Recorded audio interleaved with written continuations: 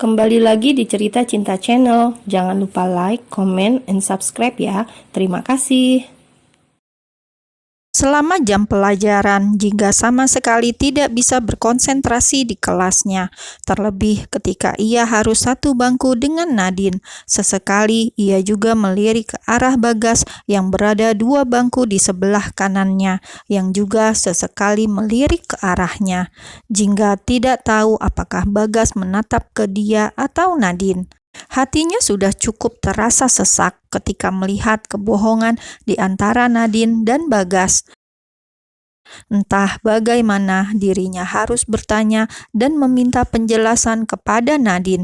Meskipun di sini Jingga adalah korban, namun dirinya yang merasa takut dan merasa bersalah.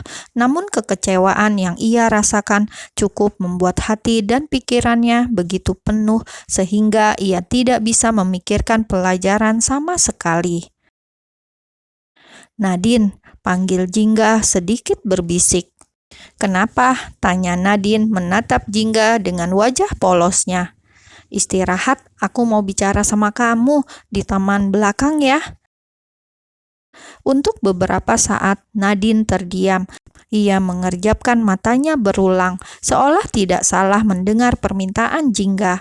Karena sangat jarang Jingga mengajaknya bicara berdua, apalagi di taman belakang yang sangat jarang didatangi orang.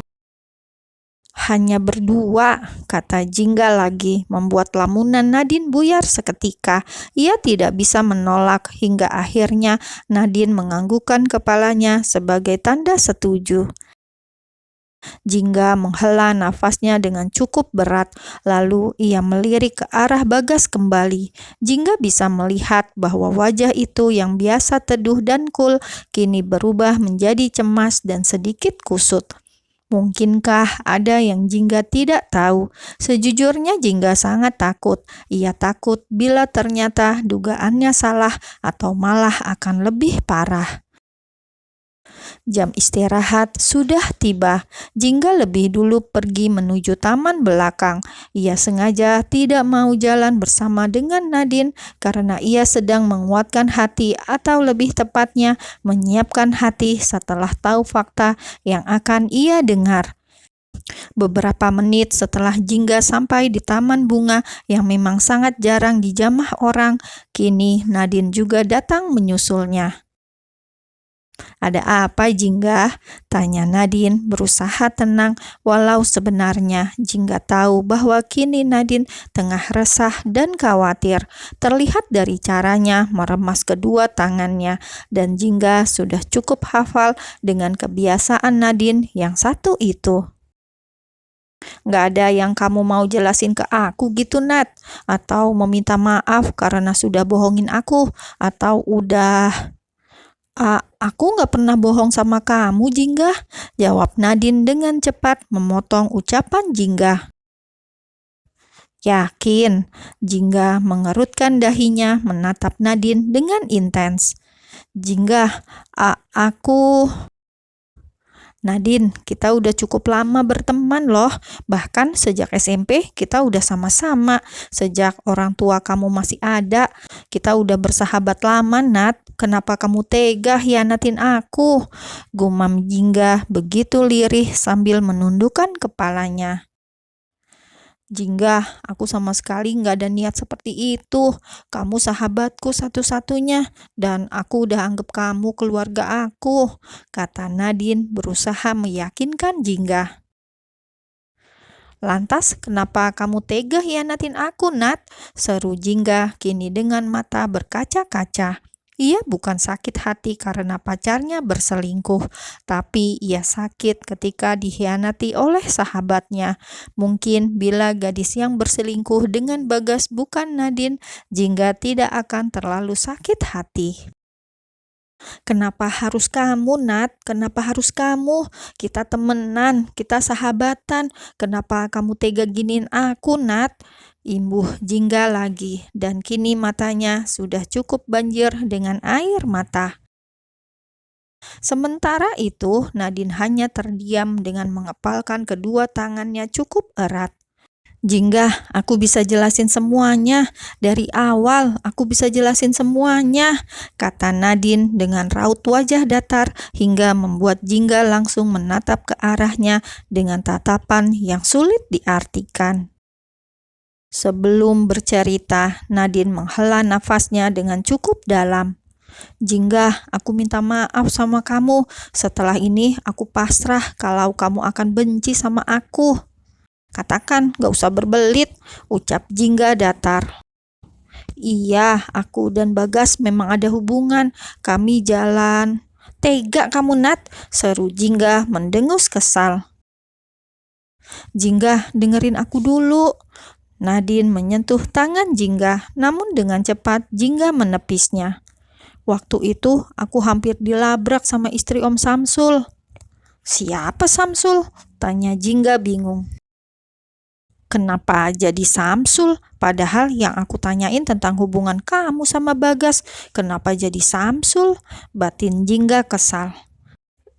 Dia sugar daddy aku, gumam Nadine begitu lirih sambil menggigit bibir bawahnya. Hah, sugar daddy? Kamu jadi sugar baby?